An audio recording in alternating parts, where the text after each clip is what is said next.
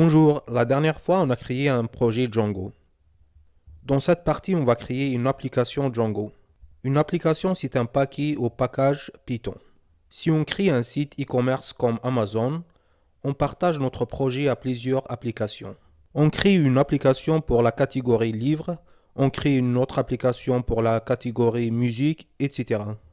Chaque application a ses propres fichiers de code. Si une équipe travaille sur ce projet, chaque développeur peut travailler sur une application sans gêner l'autre. Avant de créer une application, on va voir les fichiers de projet. Le premier dossier contient des fichiers de type bytecode. Ils ont le même nom que les fichiers Python au-dessous. Le but de ces fichiers est d'accélérer l'exécution de l'application.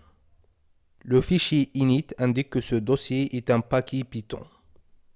Le fichier ASGI permet au serveur de communiquer avec notre code. La même chose pour le fichier WSGI. La différence c'est W pour les applications web ordinaires et A pour les applications web asynchrones. Manage.py est le fichier des commandes Django. La dernière fois, on a utilisé la commande run server pour démarrer le serveur. On va l'utiliser pour créer une application dans quelques instants.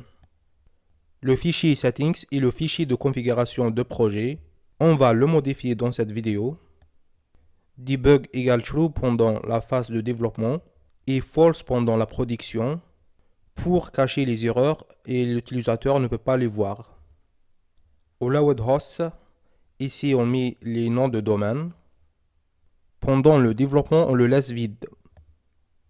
On va retourner au fichier settings plus tard pour apporter des modifications. Le fichier URLs, ici on déclare les noms des URL. L'URL est une adresse d'un site, par exemple amazon.fr. Dans ce tuto, on va utiliser la base de données SQLite.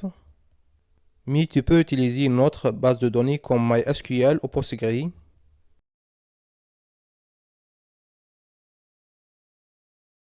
On va modifier la langue de projet. FR pour le français de France. On va changer le faisceau horaire.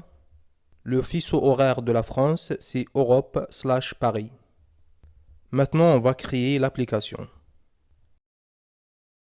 Utilise la commande manage.py startup phone.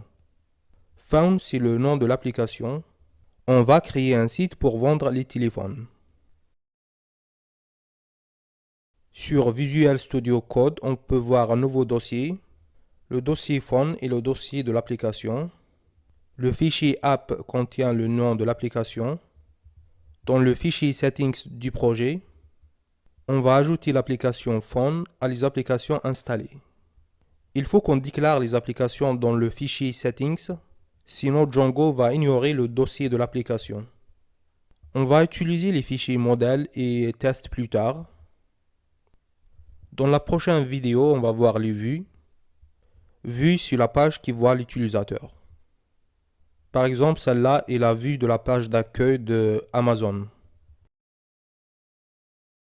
Dans la prochaine vidéo, on va voir comment créer une vue. À bientôt!